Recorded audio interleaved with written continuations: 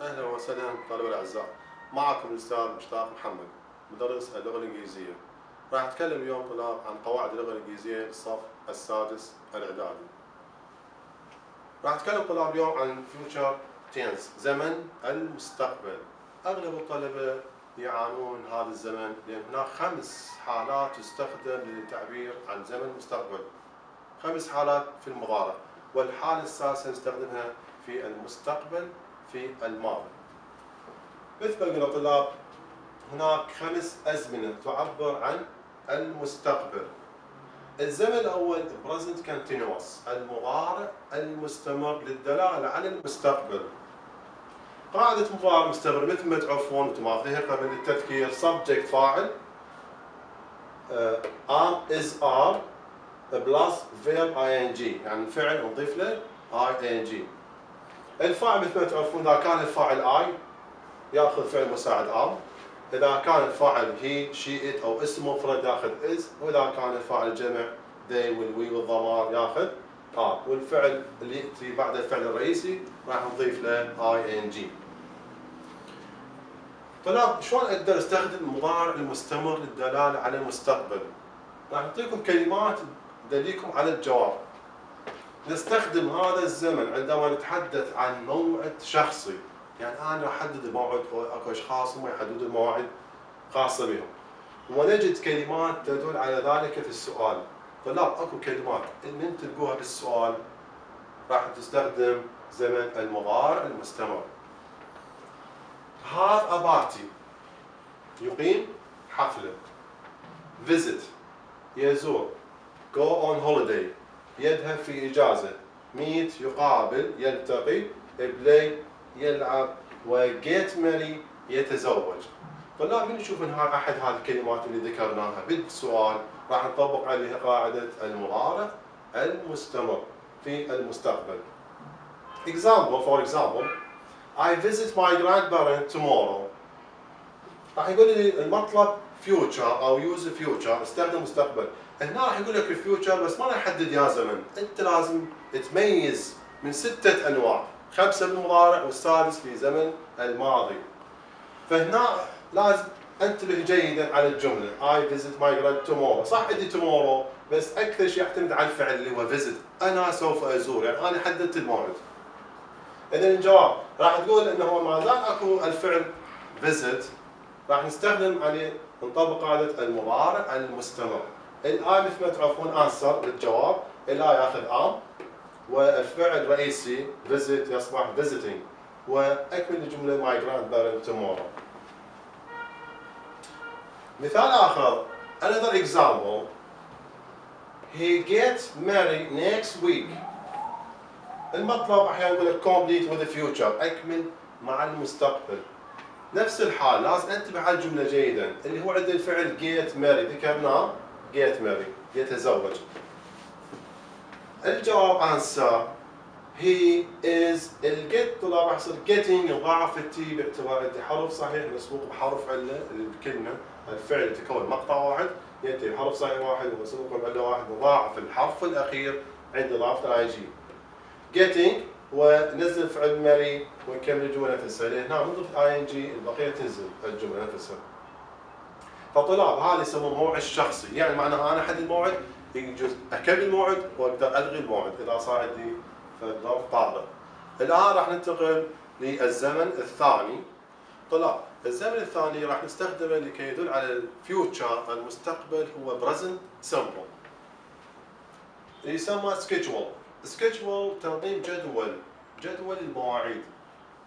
present simple كما تعرفون طلاب كل قاعدة لها 3 حالات، مثبت ونفي استفهام. للتذكير بالمثبت subject فاعل verb فعل الرئيسي، اما نضيف له اس او اي اس، تعرفون نضيف اي اس اذا انتهى الفعل بالحروف الاس والزد والش والتش والاكس، مثل watches. او يبقى الفعل مجرد حسب الفاعل، اذا الفاعل مفرد نضيف الفعل اما اس او اي اس، يعني هي والشي والات. اما اذا كان الفاعل جمع مع الضمير اي فيبقى الفعل مجرد، مثل نقول I go we play. بس إذا كان فاعل هي أو she يقول he plays, she goes. فالمثبت تكلمنا عنه طلاب. بالحالة النفي negative راح نستخدم بعد الفاعل اما don't او doesn't. مثل ما تعرفون don't ياتي مع الاي والوي والذي واليو، والdoesn't تستخدم مع المفرد الهي والشي والات واذا كان الاسم مفرد. وراح نستخدم بعده مصدر مجرد ما يصير اي اضافه. الحاله الثالثه طلاب question استفهام. راح نستخدم اما do او does نقدمها قبل الفاعل، نفس المعلومات السابقه الاي والوي والذي والجمع تاخذ do، واذا كان الفاعل هي شي ات مفرد نستخدم does، وياتي الفاعل بعدها ونستخدم المصدر مجرد احتمال بين الاقواس ما يتغير، ونكمل الجمله ونخلي question mark علامه الاستفهام. طلاب شلون اقدر اعرف انه هذا الزمن راح نستخدم بالمضارع البسيط حتى يدل على المستقبل؟ راح نستخدم هذا الزمن عندما نتحدث عن موعد رسمي غير قابل للتغيير. يعني هذا الموعد انت ما راح تقدر تتحكم به، موعد رسمي او حكومي. ونجد كلمات في السؤال راح تلقون هاي الكلمات هي الداله على الجواب حتى نطبق عليها المضارع البسيط، مثل بلين طائره، ترين قطار، ماتش مباراة، كورس دورة أو كلاس صف، فيلم، وتيرم الفصل الدراسي. انظر عزيزي الطالب للأمثلة التالية. The film starts at 11 p.m. نفس المطلب راح يقول لك future مستقبل. هنا أنت لازم تميز، لازم نستخدم مضارع مستمر، مضارع بسيط، مستقبل بسيط. ما زال عندي كلمة فيلم، إذا نقول هذا موعد رسمي أقدر أتدخل به، مثل ما قلنا راح استخدم قاعدة المضارع البسيط. الجملة مثبتة والفاعل مفرد. قلنا بالمثبت إذا كان فاعل مفرد راح نضيف أما اس أو يس. الجملة ما تنتهي بالحروف اللي ذكرناها الس والشا والتشا، نضيف اس فقط. The film starts at 11 p.m. أعيد، الفيلم مفرد فضفت الفعل اس الشخص الثالث فقط. مثال الثاني the train القطار. هنا هالمرة المثال نفي not negative not leave tomorrow. نفس الحال راح يقول لك future المطلب use future or complete with future. نفس الحال اقول ما زال الثاني كلمة train القطار، إذا موعد رسمي غير قابل للتغيير. فوعد الجملة منفية يعني فيها بالنفي مضارع بسيط اما don't او doesn't. راح نرجع للفاعل بالمضارع بسيط طلاب لازم ترجع للفاعل مفرد او جمع. عندي train مفرد، بالمفرد راح نستخدم doesn't. The train doesn't، وبعد الدو والداز لازم يجي فعل مجرد ما يتغير. The train doesn't leave نفسه يبقى وتمورو تنزل. مثال الأخير example when the matches المباريات جمع begin تبدأ، متى سوف تبدأ المباريات؟ نفس الحالة أقول هذا الموعد ما أقدر أني أتحكم به غيره، موعد رسمي غير قابل للتغيير راح أطبق عليه المضارع البسيط. جملة استفهامية طلاب لازم تنتبهون نهاية الجملة فول ستوب أو question mark لو علامة استفهام. فجملة استفهامية بادئ بأداة استفهام اللي هي when راح يصير هي بالبداية تبقى نفسها، بس بعدها راح نجيب فعل مساعد. لأن الاستفهام عندنا نوعين، أما يبدأ فعل مساعد أو يبدأ بأداة استفهام. ما زال بأداة استفهام راح تنزل نفسها وراح نجيب أما do أو does. عندنا مباريات when the matches المباريات جمع راح نستخدم do، وماتشز تنزل اسم هو الفاعل يعتبر، والبيجن ما يتغير لأن do does يبقى الفعل مجرد. فقدمنا الفعل على الفاعل فقط. وطلاب احيانا قد نجد كلمات هم تساعدكم، وقد نجد افعال verbs تاتي مع هذا الزمن، يعني نطبق على المضارع البسيط present simple اللي هي start يبدا، وليف يغادر، وبيجن يبدا. هاي الافعال كذلك نستخدمها لكي نطبق المضارع البسيط. بس افضل طريقه اشوفها للطالب اني راح نشوف الاسماء plane، the train، march، course او class أو فيلم أو تيم. من أشوفهم بالجملة نرسم نطبق قاعدة المضارع البسيط. طلاب الأعزاء راح ننتقل للحالة الثالثة، الزمن الثالث. طلاب الزمن الثالث اللي يدل على المستقبل هو going to، سوف. going to العنوان الثاني plans and intentions، خطط ونوايا، يعني عندك نية لفعل شيء في المستقبل. قاعدة going to subject فاعل، مثل الفاعل دائما موجود، is are، و going to انت تكتب طالب بعد الام والزوار، والفعل يبقى مجرد بعد ال going to. نفس الحالة الاي ام والهي والشي از والجمع تاخذ ام. شو وقت تستخدم going to طلاب؟ نستخدم هذا الزمن عندما تكون لدينا نية أو خطة نريد فعلها في المستقبل بدون أن نحدد وقت أو زمن معين. طلاب هاي كلش مهمة هاي العبارة. يعني الجملة السؤال ما راح نلقى بها أي زمن أو وقت محدد، لا tomorrow ولا next ولا ساعة ولا يوم ولا شهر، ما نلقى أي زمن. وقد نجد أفعال في جملة السؤال تدل على ذلك. هاي الأفعال الطلاب الدليل على الجواب إذا كان في السؤال. يعني راح نستخدم going to. من نلقى هاي الأفعال؟ tell يخبر، take يأخذ، decide يقرر، learn يتعلم، و study يدرس. For example, he take a language course. المطلب future، مستقبل. إذن ارجع للجمله اقراها مره ثانيه. اول شيء راح تقول تيك، يعني اذا موجود الفعل تيك راح نستخدم going to.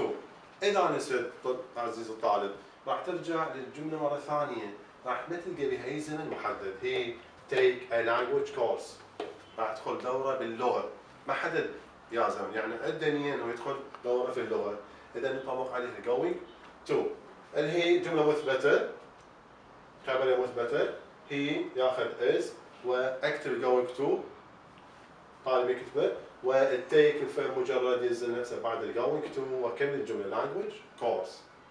طبعا طلاب كل قاعده ثلاث حالات، مثبت ونفي واستفهام. اتوقع جمله مثبته، اذا مثبته am وزار، اذا نفي اخلي not بعد الفعل المساعد am is are am not is not are not، واذا استفهام نقدم الفعل على الفاعل. فتنتبه للجمله قبل لا تحل، تقول هاي امر مثبته او منفيه نيجاتيف او question او سؤال.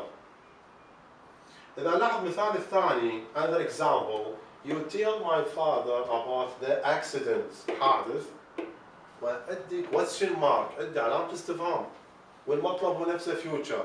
نفس الحال عندي tell، احنا ذكرناه tell، اقول هذا going to. نسيت التيل ما تتذكره راح تبعجر من جديد. You tell my father about the accident، ما لقيت أي زمن محدد بالجملة، وجملة استفهامية، إذا هاي قاعدة going to. اليو طلاب تعرفون تاخذ are، الار أقدمها بالبداية قبل الفاعل are you، وراح أستخدم going to بعد الفاعل، وأستخدم مصدر مجرد بعد to. Are you going to tell my father، وتكملة الجملة about the accident. فطلاب الأعزاء، فراح نقول حالة أخيرة أنه إذا لم نجد زمن معين في الجملة محدد فنطبق قاعدة going to. طلاب الأعزاء، الآن معنا الزمن الرابع اللي هو future simple. وصلنا إلى الزمن الرابع future simple، المستقبل البسيط، ويسمى prediction. البريدكشن معناها التنبؤ، يعني نتنبأ بحدوث شيء سوف يحصل بالمستقبل، يعني غير متأكدين من هذا الشيء 100%. قاعدة المستقبل البسيط subject فاعل will فعل مساعد will plus verb infinitive مصدر مجرد. طبعا بالنفي will not أو want، وبالسؤال نقدم الفعل على الفاعل. قلنا كل زمن بثلاث حالات، مثبت ونفي واستفهام. affirmative نستخدم will، في جملة النيجاتيف النفي نستخدم will not أو want، عند question في السؤال قدم will قبل الفاعل will he will you. طلاب نستخدم هذا الزمن عندما نتوقع أو نعتقد بحدوث شيء في المستقبل.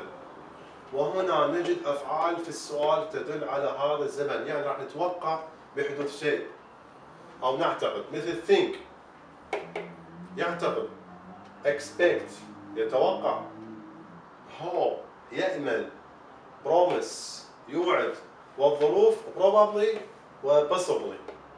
طلاب ذلكين هاي الأفعال وهذه الظروف في السؤال، فراح نطبق قاعدة المضارع البسيط will زائدا مجرد.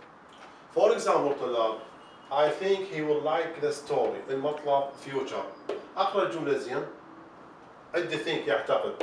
ما زال أكو فعل يعتقد، إذا أقول هاي غير متأكد نستخدم مستقبل بسيط يعني will. تنزل I think في البداية. خلي will قبل الفعل المطلب بين قوسين. I think he will like the story. أكو طلاب نوبات يغلط يخلي I will think، غلط ما يصير. أخلي ال will قبل الفعل بين الأقواس. إذن I think تنزل he will like، فنضع will قبل الفعل قبل الأقواس. المثال الثاني she hopes she not fail in the exam. المطلب نفس الحالة future مستقبل. أقرأ جملة جيدة عند الفعل hopes يأمل. إذن موجود الفعل hope ذكرناه باسم الشخص الثالث. فhopes هي اللي راح تدليني على الجواب. she hopes تنزل she not منفية، اكتبها want منفي أو will not كاملة، ماكو إشكال، أي وحدة تكتب عندهم مختصرة أو كاملة. want أو will not والفعل يبقى مجرد fail in the exam. إذا من يعطاني الجواب؟ الثانية الفعل hopes، وهنا الفعل think، هم اللي يدلون على الجواب. استخدم الفعل will مستقبل البسيط. طلاب الزمن الخامس اللي هو future continuous، المستقبل المستمر. المستقبل المستمر القاعدة مالته subject فاعل، واستخدم will be will استخدم بعد be، من يمك تستخدم be، والفعل اضيف له ing verb plus ing will be verb ing. هذا العنوان مالته يسمى fixed time، وقت ثابت in the future في المستقبل with focus مع التركيز on the action على الحدث. وقت ثابت في المستقبل مع التركيز على الحدث. طلاب شو معنى مضارع مستمر؟ مضارع مستمر يعني عندك شغله معينه بالمستقبل انت في وقت معين مشغول، مثلا تقول باكر عندي محاضره الساعه 10، اذا انت باكر من 10 ل 12 مشغول بهذه المحاضره، مستمر بالمحاضره في وقت معين، يسمى وقت ثابت في المستقبل مع التركيز على الحدث. الحدث شنو هو؟ مثلا تقول عندي محاضره او مشغول في عمل معين او كتابه. نستخدم هذا الزمن عندما يكون هناك حدث سيكون مستمر في وقت معين محدد في المستقبل، يعني أعطي فد وقت معين أنا مشغول به، مثلا أقول من الساعة 4 للساعة 6 I will be studying English، راح أقرأ سوف أدرس إنجليزي، مشغول يعني بهاي الفترة الزمنية محددة. ونجد أفعال غالبا ما تأتي مع هذا الزمن، هاي الأفعال هي راح تدلين على هذا الزمن مثل ما قلنا سابقا، ألقاها في جملة السؤال مثل call يتصل، sit يجلس، و think of me تفكر فيه. شلون نقول تذكرني باكر عندي شغله معينه ذكرني بيها، او تفكر فيه think of me. وكذلك نجد زمن معين، احيانا القى زمن مثل tomorrow غدا الساعه كذا، يعني tomorrow مثل الساعه 8 صباحا 8 am، يعني انا مشغول بهذا الوقت او اي وقت اخر ساعه. والزمن الثاني غالبا ما نجد between و and. between مثلا الساعة 10 و 12 ألقى وقت ووقت بيناتهم، بين و. For example طلاب I sit in my final exam tomorrow at 9 AM. هم المطلب نفس الحالة future المستقبل. راح أقرأ الجملة جيد I sit أنا جالس، وذكرنا sit مثل ما قلنا سابقا، من ألقى هاي الفعل يدل على زمن المستقبل المستمر. ف I will be استخدم be بعد ال will، والست أضاعف التي وأضيف ing، لأن قلنا الفعل الذي يتكون من مقطع واحد وينتهي بحرف صحيح واحد مسبوق بعلة واحد نضاعف الحرف الأخير. I will be sitting in my final، وكم نفس التكملة مع الجملة، أمشي عندها البداية I will be sitting ونفس التكملة تنزل. مثال الثاني طلاب think of me تفكر في تذكرني tomorrow غدا الساعة 5 يعني أنا بهاي الوقت تذكرني بغدا الساعة 5 I travel أسافر to تركيا يعني أنا بهاي الوقت أكون بالطائرة مسافر مشغول. إذا ما زالت think of me تذكرني راح نستخدم مستقبل المستمر. طلاب ما راح نستخدم بداية دور على الفعل بين قواس يعني هنا الجواب عن عبارة نفسها think of me tomorrow at 5 p.m. تنزل وراح يقول I will be traveling. إذا هذا هو الجواب I will be traveling سوف أكون مسافرا إلى تركيا في هذا الوقت يعني بالطائرة أنا مشغول في الطائرة. فطلاب نستخدم مستقبل مستمر قلنا تركزون على الأفعال call و set و think of me راح تشوفوها كلها موجودة بكتاب النشاط. وطلاب راح ننتقل إلى الزمن السادس اللي هو future in the past المستقبل في الماضي الحالة الأخيرة لزمن المستقبل. طلاب الأعزاء الزمن الأخير اللي هو future in the past المستقبل في الماضي. شنو معنى المستقبل في الماضي؟ نستخدم هذا الزمن عندما نتحدث عن أفكار أو آراء كنا نتحدث بها في زمن الماضي حول المستقبل. شنو يعني؟ يعني تسترجع الأفكار السابقة اللي كنت تفكر بها حول المستقبل. تقول مثلا أنا سابقا كنت أفكر أصير مهندس، أصير محامي، يعني بالماضي تفكر حول المستقبل. طلاب هنا سنقوم فقط بتحويل الصيغ الخمس التي تم شرحها سابقا من مضارع إلى ماضي. احنا أخذنا 5 أنواع سابقا تكلمنا بها في زمن مضارع. هنا طلاب راح نحولها هاي الأزمنة الخمسة اللي تكلمنا عنها سابقا نحولها من مضارع إلى ماضي. نستذكر هاي الأزمنة أخذناها. أخذنا زمن مضارع مستمر يتكون من am و is و are بلس verb يحتوي على ing. am و is و are زاد الفعل أضيف ل ing زمن أخذناه مضارع مستمر. طلاب يقول لك حول إياها future in the past. المطلب أحيانا يعطيك نهاية الجملة يقول لك future in the past مستقبل في الماضي.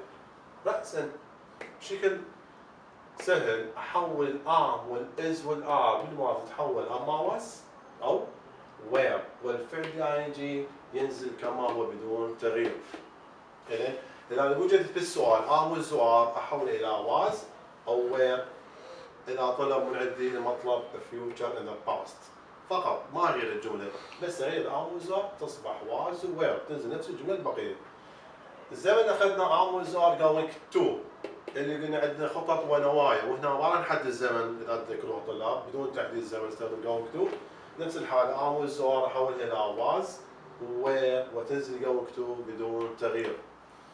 أخذنا will مستقبل البسيط future simple اللي هو will يأتي بعده مجرد قلنا هاي تتكلم عن تنبؤ يعني شيء غير أكيد غير متأكدين من فعله. الويل طلاب راح تتحول إلى would مثل ما تعرفون والمصدر مجرد ينزل كما هو would go would play بدون تغيير. طلاب الزمن الرابع اللي أخذتوه اللي هو مستقبل مستمر اللي هو will be زائد plus verb ing will be ing. هنا نفس الحالة بس أحول will أحولها إلى would. البي تنزل نفسها والاي جي ينزل بدون تغيير. طلاب راح اعلمكم طريقه. هن راح عندي ثلاث ازمنه راح نشوفها بالسؤال. اذا لقيت am was are احولها was او where والبعد ايش؟ اي فعل يجي ب ing او going to ينزل. اذا am was are تتحول was where. الحاله الثانيه اذا لقيت will ورا مجرد او will ب ing will تتحول الى will. الحالة الأخيرة إذا ما ألقى am was are ولا ألقى بالجملة لازم أبحث عن الفعل الرئيسي اللي هو المضارع البسيط فعل رئيسي اللي قلنا عليه الموعد الرسمي اللي ما أقدر أغير مثل في الستارت شرحناه سابقا. هنا الفعل راح نلقاه ب s أو es أو مجرد مثل ما قلنا فعل المضارع الرئيسي. مثل ستارت ألقى بالجملة ستارت تتحول إلى started. مثل ما تعرفون الفعل المضارع الرئيسي راح أحوله إلى فعل ماضي أما يدي أو شاب. فإذا كان قياسي أضيف له إيدي وإذا كان شاب يتحول إلى تصريف الماضي الشاب.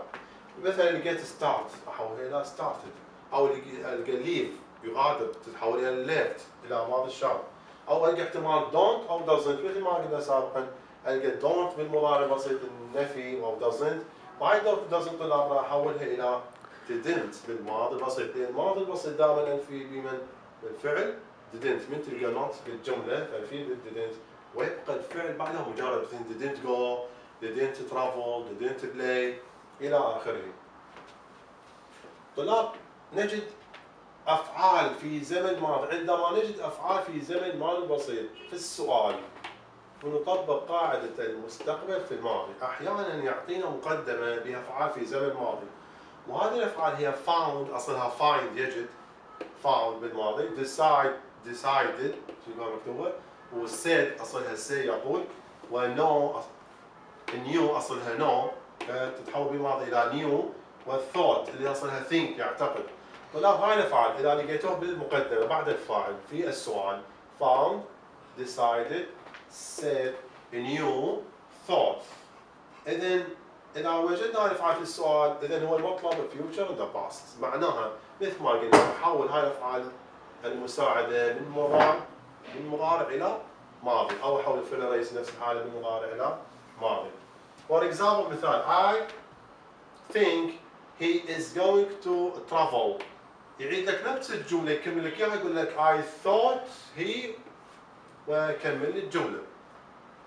إذن I think صار في الجواب I thought، إذن تحول من مضارع إلى ماضي، إذن هاي الحالة لازم أنا أحول ماضي اللي هي موجودة هو الإز، مثل ما قلنا إذا ألقى am وإز وآر تتحول إلى was أو were. إذن شو صار الإز هنا؟ اللي هي تاخذ was باعتبار مفرد واكتب was going to travel. مثال آخر another example I know the film starts tonight. I know أعلم أصبحت I knew، إذا تحولت من مضارع إلى ماضي. هاي مقدمة تقول طلاب السؤال موجودة عليك أنت لازم تكمل. I know أصبحت I knew، إذا أقول لازم أنا أحول الجملة إلى ماضي. The film starts tonight. طلاب مثل ما قلنا أكو هنا بالجملة am وزوار ماكو فعل مساعد، أكو بالجملة will ماكو will. إذا ما عندي am وزوار ولم أجد الفعل will لازم أبحث عن الفعل المضارع الرئيسي. هو الفيلم اسم من الفعل المضارع start يبدأ، إذا لازم أحوله إلى الماضي البسيط وستارت قياسي أضيف يدي فأكمل الجملة I know صارت I knew، أكمل الجملة the film started والتكملة tonight. طلع مثل ما قلنا the future in the past تحول الأزمنة الخمسة السابقة اللي تكلمنا عليها من مضارع إلى ماضي، أحول am والزوار إلى was were والفعل يجي وراه ing أو going to، وأحول الwill إذا جاء في الجملة أحوله إلى will والفعل اللي بعده ينزل نفسه مجرد أو ing، وإذا ما ألقى am والزوار ولا ألقى will بالسؤال فلازم أدور على الفعل المضارع الرئيسي أحوله إلى ماضي ed أو شاد، وإذا نفي أحوله إلى didn't. طلاب هذه الأزمنة الستة التي تكلمنا عنها سابقا في المستقبل، مثل ما وضحنا لكم كل طالب لازم يعرف شلون يفرق بين هاي الأزمنة اللي تكلمنا عنها سابقا، وراح نعطيكم نموذج حل تمرين في كتاب النشاط حتى راح تشوفوا عزيزي الطالب كيف يكون الإجابة على هذا الزمن اللي هو زمن المستقبل.